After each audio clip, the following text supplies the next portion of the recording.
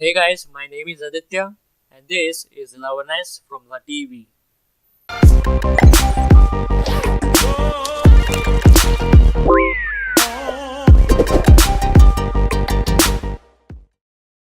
This is the latest buzz all around. The Le1s from a company called TV, which changed its name to La Eco. The device is named as Le1s, which is made up of metal and it looks fantastic. It runs on their very own OS called the EUI, which is built on top of Android Lollipop. It's the budget phone from TV, but doesn't feel like a budget-oriented one.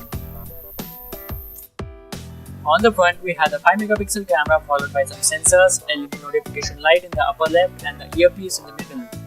The screen is 5.5-inch, which has a resolution of 1920 by 1080, a full HD display, which looks exceptional.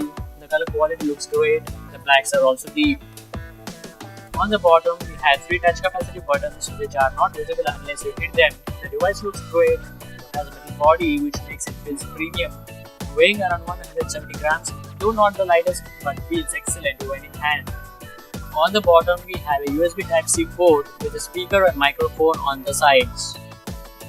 On the top, we have a 3.5mm audio jack and an IR blaster. The device has a dual SIM support, out of which one may be a nano SIM and the other a micro SIM. It does not have micro SD card support, so the storage is what you get. On the right hand side, we have the power on off button alongside the volume rockers. Moving on to the back, this device has a 13-megapixel ISO camera with a f.2 aperture, which means a good low light capability, a 4K video recording, a dual-tone LED flash, a noise cancellation microphone, and a mirror finish fingerprint scanner. Trust me when I tell you, this device offers much more at its price bracket. When you hold this device in your hand, it doesn't feel like an 11,000 rupees phone. It feels way premium and a superior device. Now with that being said, let me show you the specs. It is powered by a MediaTek Helios X10 64-bit processor, which is an Octa Core processor clocked at 2.2 GHz. It is having the PowerVR G6200 GPU, a 3 GB of RAM, 32 GB of internal storage, a USB Type-C port which also supports fast charging. It has a screen of 5.5-inch, which is a 1080p HD IPS screen, a 3000 mAh battery, a fingerprint scanner. Moving towards the camera, the rear camera is a 30-megapixel shooter with an f.2 lens and can record videos in 4K. The front-facing camera is a 5-megapixel shooter. The UI is very quick and responsive with a very iOS look interface. In the settings menu also, you have the icons which mimic iOS devices. They also have something called the control center, which has quick toggles just like an iOS device to quickly jump into the camera, calculator, flashlight, etc. Right now, as you can see here, I am trying to register a fingerprint. It's quite quick and the process is quick, and as you can see, it works fine. It will work almost 95% of the time. Out of 32 GB, we get around 22.93 GB of storage, which is the only storage you get. The UI of the camera is also very iPhone-ish. As you can see, there are slow motion, video, photo and panorama options available. It also has some bunch of preloaded filters, just iOS like. These pictures were taken with the rear-facing camera of the TV Le1s, and as you can see, in outdoor conditions this camera performs very well, but I feel it overexposes the images and also increases the contrast to a bit. But I noticed in indoor and low lighting conditions this camera struggles a bit. You may seem to find noises in the pictures when you take photos in indoor and low lighting conditions. Recording this video with the front-facing camera of the TV Le1s, and as you can see, the image is coming out to be a bit dark and I'm completely in indoor conditions.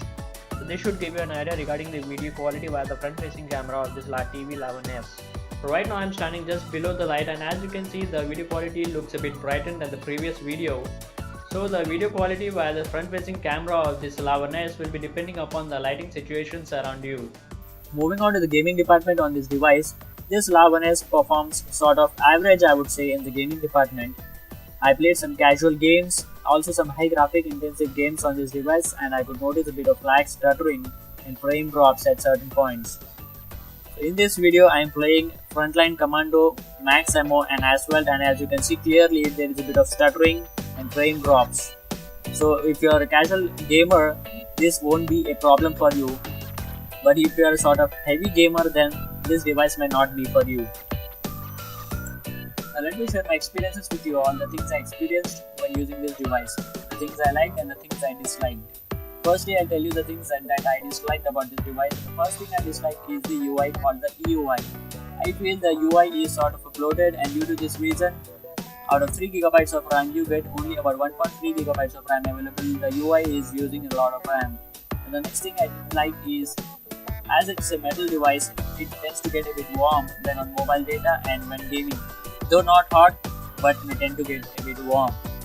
And the next thing I don't like is the camera in the indoor and outdoor conditions. The camera performs very well in outdoor conditions, but I feel when in indoor and low light conditions, this camera struggles a bit. Now I'll tell you the things that I like about this device, and the first thing I like is the build quality. The build quality is amazing, and for 11,000 rupees phone you are getting a premium build quality. And the next thing I like is the fingerprint scanner. It works almost 95% of the time, and it's a good thing to see a fingerprint scanner in an 11,000 rupees phone.